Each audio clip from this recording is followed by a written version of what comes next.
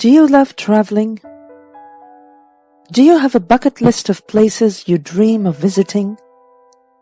Why is it that planning for the trip often proves to be more enjoyable than the trip itself?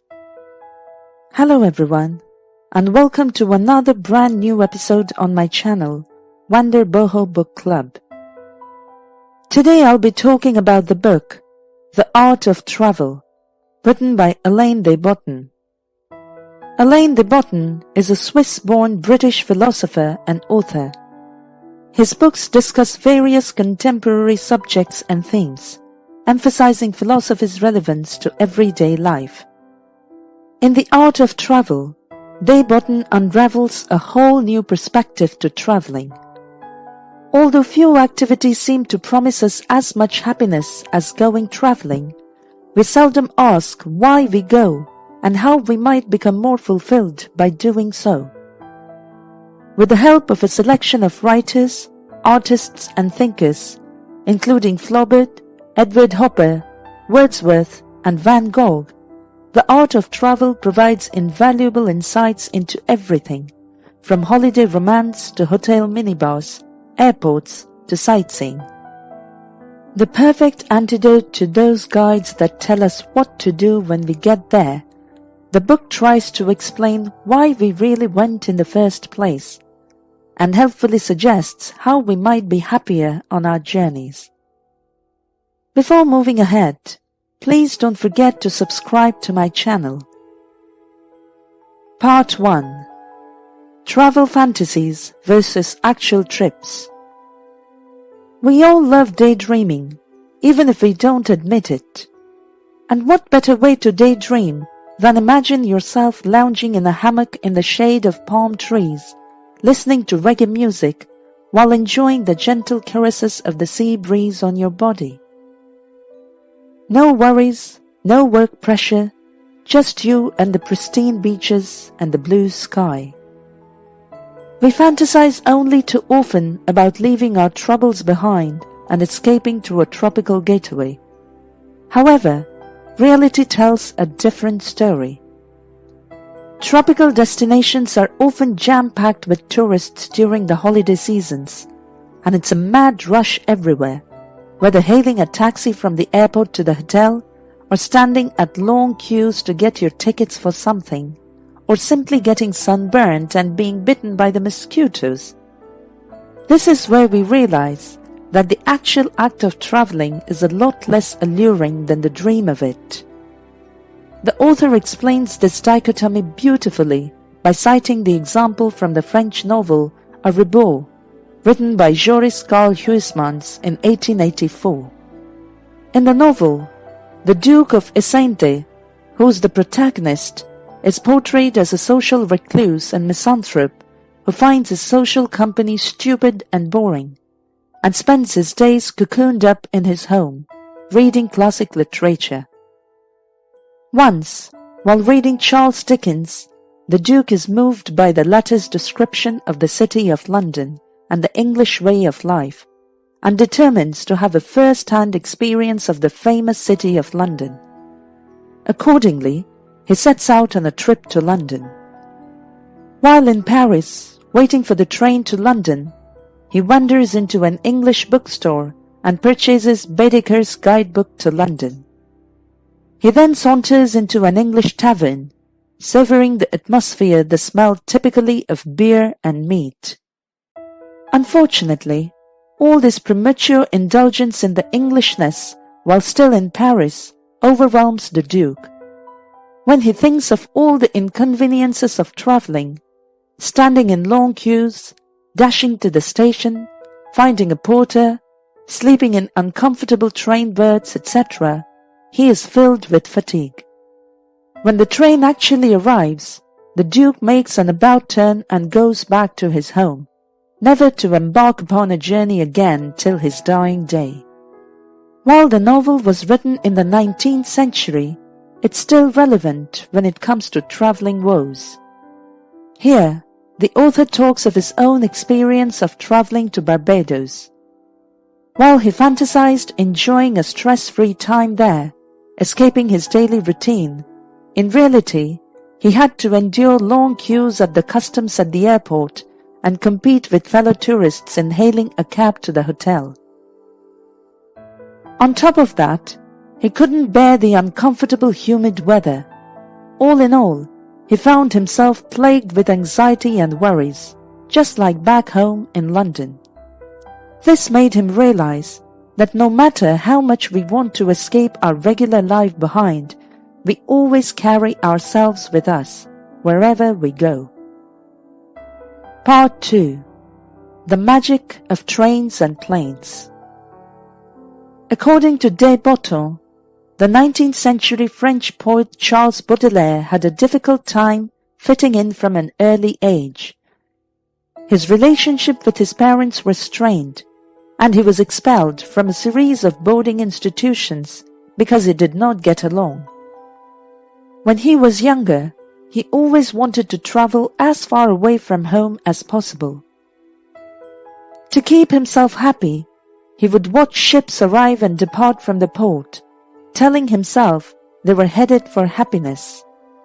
Astounded by the speed and efficiency with which these massive ships could cross continents, he could watch them for hours. Similarly, de Botton admires the wonders of aviation. When we take off and leave the ground, we are filled with excitement and given the opportunity to re-examine everything we thought we knew. As we ascend higher into the sky, the world as we know disappears and is replaced by the vast expanse of white clouds and the infinite sky. In the clouds, we become more open and receptive to new experiences. Dining in the sky makes even the worst airplane food taste better.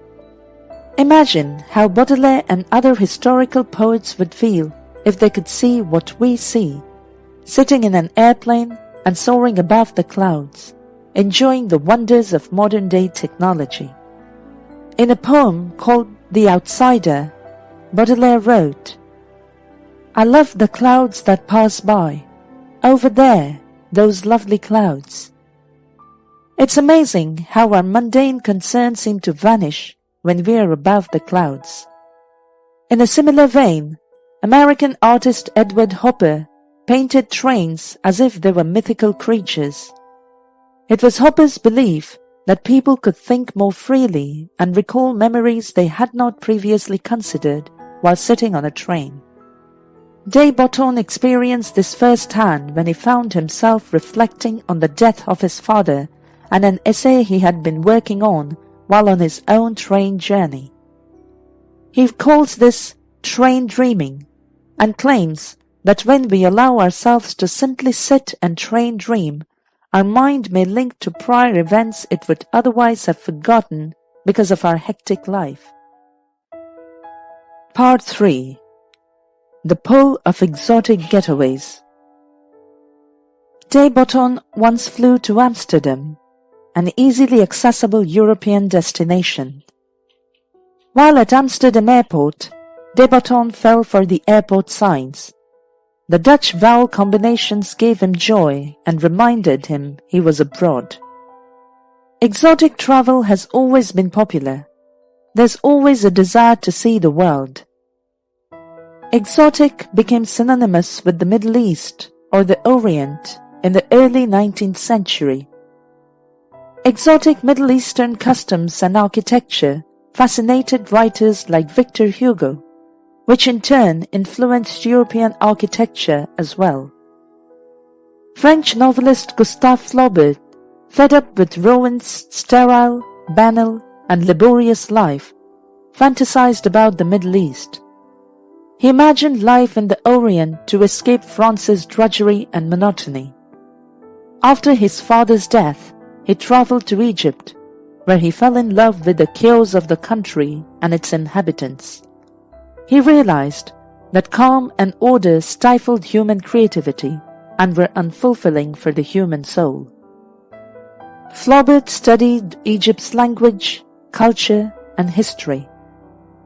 Egyptians called him Abu Chanab, or father of the moustache, because of his dark skin and attire. The excitement waned though, after Flaubert had travelled extensively in Egypt. This doesn't mean his trip was unsuccessful. His experiences in Egypt had left an indelible impression on him, and his words were a testimony to that. Flaubert argues that nationality should reflect human choices rather than geographic origins. Flaubert admired and loved Arabs and viewed himself as much Chinese as French. Traveling allowed him to break down barriers between what he knew and didn't know. De Botton says, we too may find freedom by exploring new places. Part 4. Why traveling is boring. De Botton recalls a time when he was fatigued after a trip to Madrid. He tried reading travel publications and guidebooks to feel inspired and cultivate a sense of wanderlust in himself. He wanted to see the world outside his door, yet he felt tired and drained. According to De Botton, modern travelers are often plagued by fatigue and boredom while traveling. Ancient travelers, however, didn't feel this way. Alexander von Humboldt, a German scholar, sailed to South America from Spain in 1799.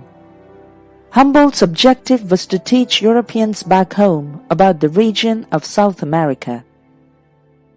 During the voyage, Humboldt recorded the ship's location, sea surface temperature, and an unidentified species caught in the net.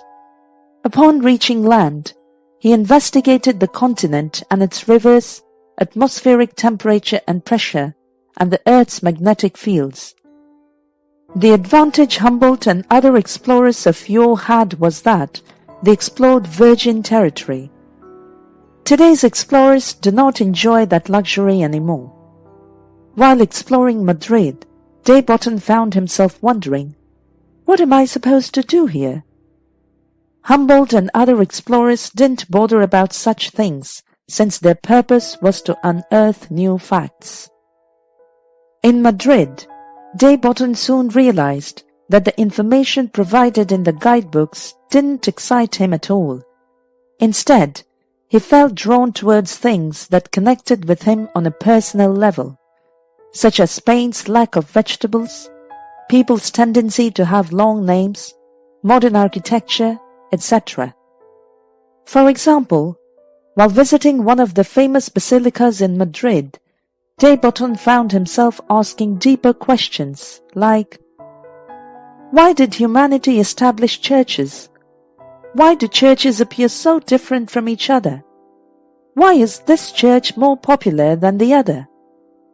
De Botton says that following a guidebook suggested path ruins travel. Follow your own tastes and interests to maximize your trips. By asking questions and taking an interest in what you are seeking, you will learn about the area and yourself. Part 5.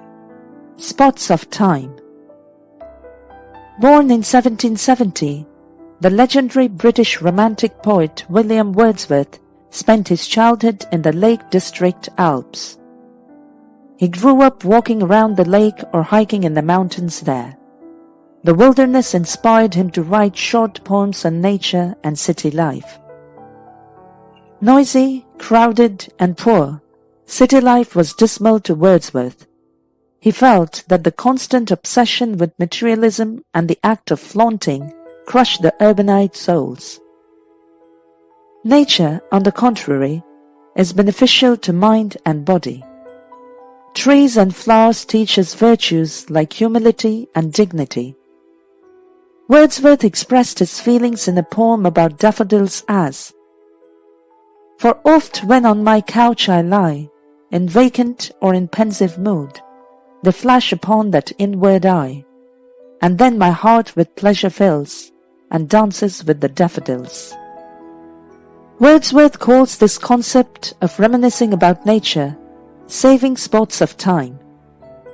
He was so infatuated with nature while walking in the Italian Alps that he said, Scarcely a day of my life will pass in which I shall not derive some happiness from these images. De Botton visited England's Lake District after being inspired by William Wordsworth. Despite the rain, the author enjoyed the trees, birds, and even a sheep while trekking. De Botton relaxed among the oak trees, a favourite Wordsworth pastime. After returning to London, De Botton experienced his own spot of time. While stuck in traffic one day, he suddenly reminisced about his time in Lake District, and this helped him in releasing his work-related anxiety.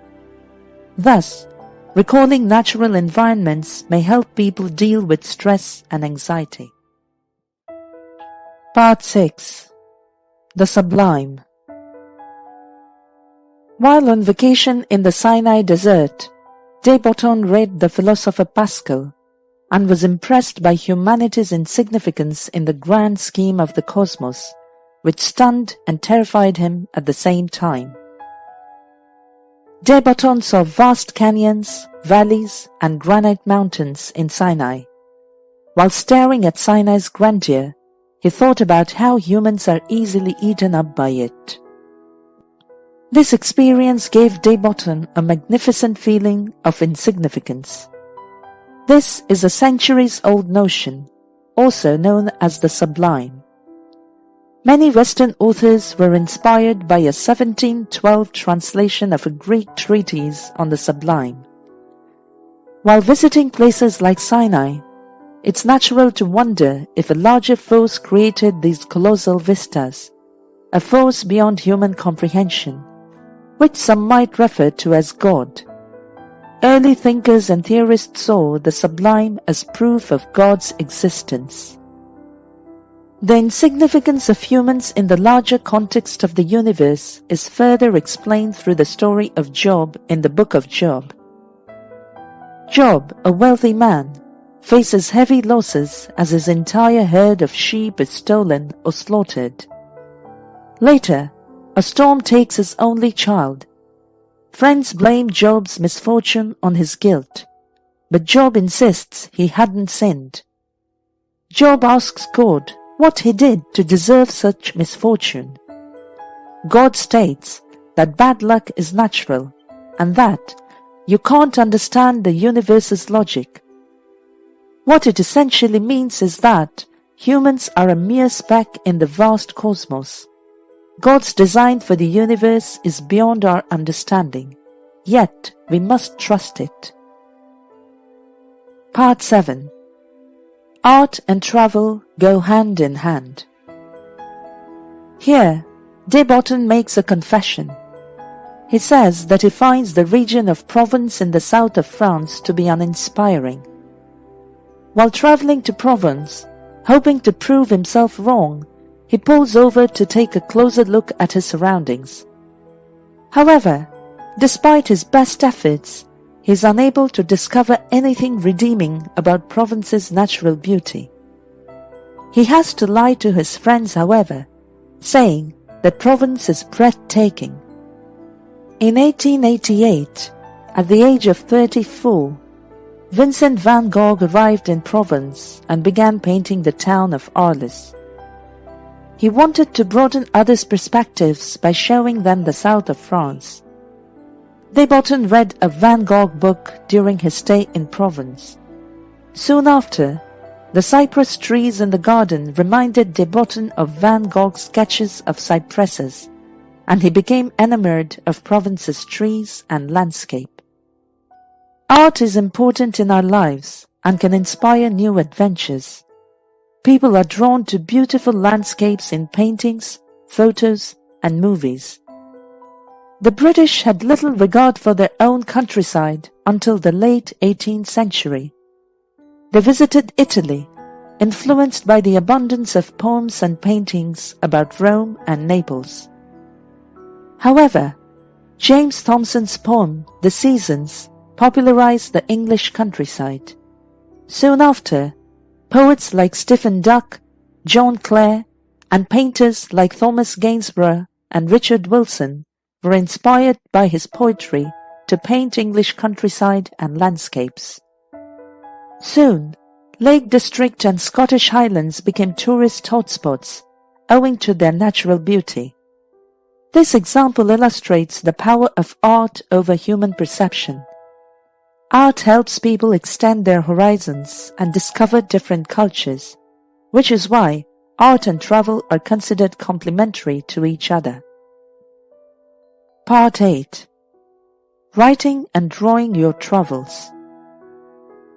You may have seen modern tourists' tendencies in prominent places. Dozens or hundreds of people halting at a point for seconds, clicking photos, and moving on to the next point. No one cares to stop and savor the place. How can anyone learn anything about any place from this hurricane tour? Why go at all if you only take pictures and leave? John Ruskin was born in London in 1819 and spent his life documenting beauty. He drew and wrote a lot to capture a place's natural spirit. He believed drawing was a skill everyone should develop, as it helps people gain a greater awareness of their surroundings and also teaches them to notice the smaller details, thereby increasing the appreciation of the place. De Botton followed Ruskin's suggestion and sketched his Lake District bedroom window. His artwork was not ideal, but it helped him observe the structure of tree branches more minutely, indicating that drawing compels you to notice the details. Along with painting, Ruskin also emphasizes word painting, that is, writing. However, describing your environment isn't enough. If you merely write about landscape and weather, you won't enjoy your surroundings. Instead, Ruskin encourages asking deeper questions related to the creation of nature and its beauty. Reflections like, which lake is more beautiful? What comes to mind when I see this? What distinguishes this location from the other? Help stoke our imagination and see our surroundings from an altered perspective. Ruskin also described sunsets and morning skies in an attempt to cage the heavens. According to him, the clouds appeared moved by an inner will or driven by an unseen power. Silent multitudes was how the Alps trees were described. Personalizing his surroundings helped him view nature with a newfound respect and awe. Conclusion. Pack a sketchbook or notebook instead of a camera on your next vacation. Sit on a bench and sketch your surroundings, imagining stories behind each character that you see. Maybe write a story or a poem that reflects your feelings at the time. It's a terrific approach to appreciate your trip and your surroundings on a whole new level and leave you with some truly memorable events. Thank you for watching this episode. Please don't forget to subscribe. Your comments, likes, and shares are highly appreciated. See you soon in our next episode.